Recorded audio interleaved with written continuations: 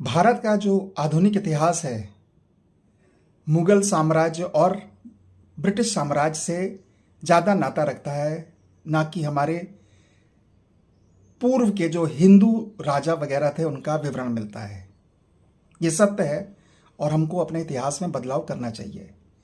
परंतु ये भी एक चीज़ हमको याद रखनी चाहिए कि हमारा इतिहास इसलिए नहीं बना क्योंकि हमारे यहाँ जो सनातन धर्म की विचारधारा चल रही थी उसमें हमारे राजाओं ने किसी के ऊपर आक्रमण करके, अत्याचार करके अपने साम्राज्य को नहीं बढ़ाया। भारत सोने की चिड़िया कही जाती थी और यहाँ पर हम सनातन धर्म का पालन करते हुए राजाओं का न्यायप्रिय शासन चलता था और हम अपना जीवन व्यतीत करते थे। ब्रिटिश और मुगल शासकों ने क्योंकि हमारे ऊपर युद्ध कर जीत कर अपने साम्राज्य को स्थापित किया, तो इसलिए उन्होंने अपने इतिहास में इस सब चीज का विवरण किया।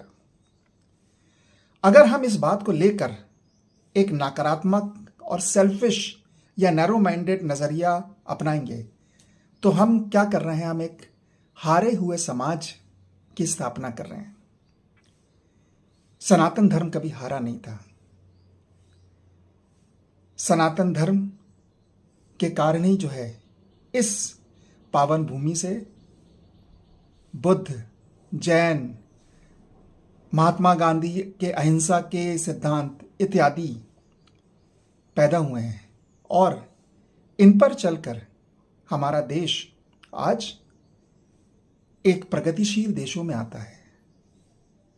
तो हमको जो है कभी ये नहीं सोचना चाहिएगा कि हमारा इतिहास अगर गलत है तो हम एक हारी हुई सभ्यता हैं। हम लोग हारी हुई सभ्यता नहीं है। हमारा इतिहास मिलता है हमारे धर्म ग्रंथों में। हर एक धर्म ग्रंथ में हमको जो सीख मिलती है वही हमारा इतिहास है।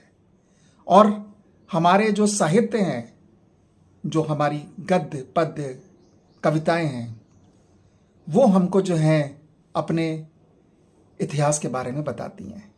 तो हमको जो है एक हारे हुए समाज की स्थापना नहीं करनी है। हमको ये याद करके चलना है कि हमारा इतिहास हमारे साथ है और वो किसके रूप में है, वो है सनातन धर्म के ग्रंथों के रूप में।